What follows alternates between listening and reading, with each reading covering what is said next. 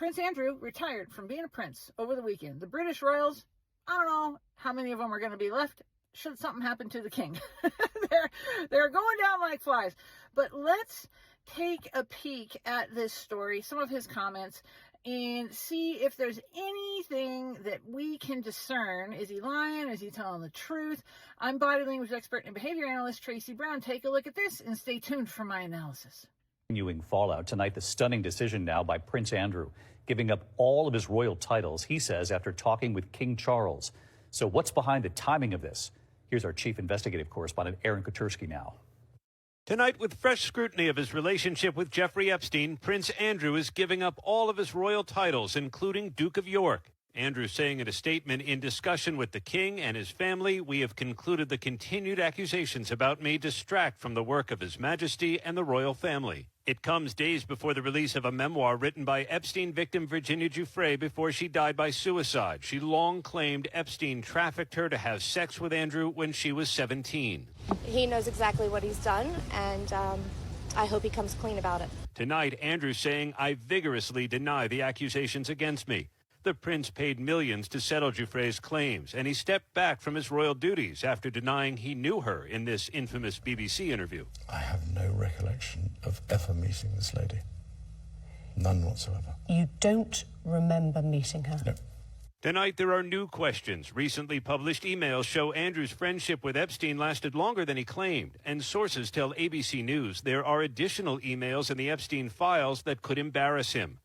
We're told tonight David King Charles is glad about Andrew's decision. As the son of a monarch, he can still be called prince, but his ex, Sarah Ferguson, is no longer duchess. So in the most recent happenings, right, which is his retirement, he wrote a letter and he gave some statements that says, I deny this happening. Now, in statement analysis, deny just means that you did it, but you don't want to own up to it. That's what deny means. He didn't say that he didn't do it in his statement. So watch out for that word deny. It is a tell. Now, he looks pretty congruent because he's nodding his head, that he didn't know her. However, watch his blink rate. Okay, that's where things fall apart. Remember, lies and deception, it kind of leaks out. It's not always so easy to spot. His blink rate goes off the chart. So this is a huge stress for him. Now, accuser, we see her as well.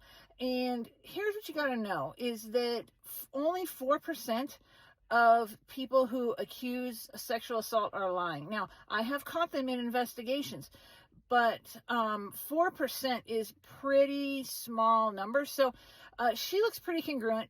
However, she has a smile on her face that made me a little bit uncomfortable. Now, nobody is going to have a perfect statement or a perfect interview. We want to look for a lot of different tells. That 4% number, though, I'm going to lean on that for this one. So I think she's being congruent. And guess what? There's pictures of her with him.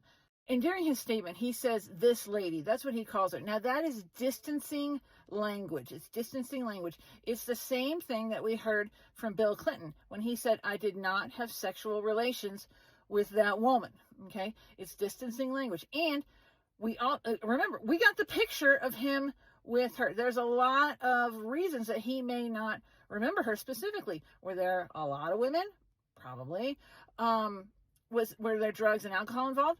Probably. So all of this adds up to where he could be making a truthful statement to his knowledge to a point, but then it kind of unravels when she got paid. He paid her off to shut her up.